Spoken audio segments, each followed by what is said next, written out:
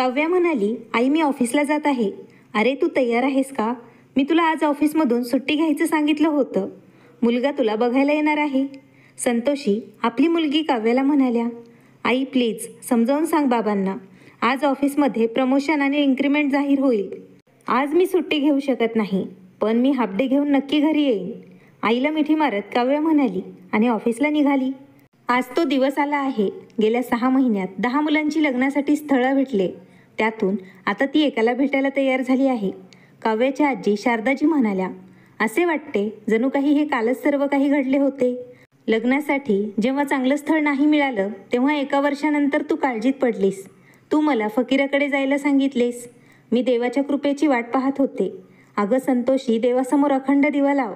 संतोषीने हे कुटुंब पुढं नेलं. मला गर्भधारणा झाली, पण माझी गर्भधारणा सामान्य नव्हती. संपूर्ण 9 महिने मला अनेक प्रकारच्या समस्यांचा सामना करावा लागला. माझ्या अंगावर आणि पायावर प्रचंड सूज आल्याने मला चालणेही कठीण झाले होते. माझा बीपीसुद्धा नेहमी जास्त असायचा. अशा परिस्थितीत आमच्या लाडक्या काव्याचा जन्म 7व्या महिन्यातच झाला. तिचे वजन खूप कमी होते. संतोषीजी शारदाजींना म्हणाल्या, हो सुनबाई, मला तो दिवस अजूनही आठवतो. माझी नातसुद्धा अशक्त होती आणि तिचा रंगही खूप काळा होता. तिला पाहून मला अजिबात आनंद झाला नाही. जेव्हा डॉक्टरांनी मला सांगितले की तुमची सून आता परत आई होऊ शकणार नाही, मला तेव्हा मोठा धक्का बसला. कारण आता माझ्या एकुलत्या 1 मुलाचा वंश कसा वाढेल? आमच्या घरातील वंशाची प्रगती कशी होईल? दररोज बेसन पीठ लावून शारदाजी काव्याला आंघोळ घालायच्या आणि संतोषीला नेहमी म्हणत होत्या, सुनबाई, काव्याचे नाक दूध देताना दबू देऊ नको. मुलगी रंगाने सावळी असली तरी मुलीचे नाकडोळे सुबक असावे, नाहीतर मोठेपणी तिला पाहायला आलेला मुलगा बापाची पाठ थोपटून जाईल. आज तुमच्या त्याच काळ्या नातीच्या लग्नासाठी प्रस्तावांची रांग लागली आहे. संतोषी म्हणाली, ही आपल्या मुलीच्या मेहनतीचे फळ तिला मिळाले. आमची काव्या अभ्यासात नेहमीच अव्वल राहिली. मग ती एका मोठ्या कंपनीतही मनापासून मेहनत करते. त्यामुळेच तिला प्रमोशन मिळत आहे. तिचा आत्मविश्वास स्पष्ट दिसत आहे. काव्याचे वडील किशोरजी होय म्हणाले. संतोषी पोराच्या स्वागताची तयारी करू लागली. संध्याकाळी काव्याला बघायला सुनील आणि त्याचे कुटुंबीय येणार होते. तो मुलगा त्याच्या काकूसोबत आणि आईसोबत काव्याच्या घरी आला होता. इकडे काव्याही मिठाई घेऊन घरी पोहोचले. आई बाबा, मला प्रमोशन मिळाले आहे. मला सिनियर ऑफिसर हे पद मिळाले आहे, काव्या म्हणाली. तेव्हा तिची आई म्हणाली, ते सर्व ठीक आहे. कृपया आमच्यासोबत नम्रपणे बस. मुलगा आणि त्यांचे कुटुंबीय तुला भेटायला आले आहेत. काकूंनी काव्याचा हात धरला आणि म्हणाल्या, आम्हाला तुमची मुलगी आवडली आहे. फक्त मुलगा आणि मुलीला एकमेकांशी बोलू द्या, जेणेकरून दोघांच्या लग्नाची गोष्ट पुढे नेता येईल. मुलाची आई म्हणाली, अभिनंदन काव्या, वरिष्ठ व्यवस्थापक पद मिळाले आहे तुला. आता तुझा पगार किती आहे? मुलगा सुधीर सन्मानाने म्हणाला. तेव्हा काव्य म्हणाली, आता माझा पगार 1 लाख रुपये झाला आहे. मला तुला एक खरं सांगायचं आहे. मी लहान असताना जेव्हा माझ्या मांडीवर गरम पाणी पडलं तिथे जळण्याची खून होती. अरे काही हरकत नाही, ते नातं मला अजूनही मान्य आहे.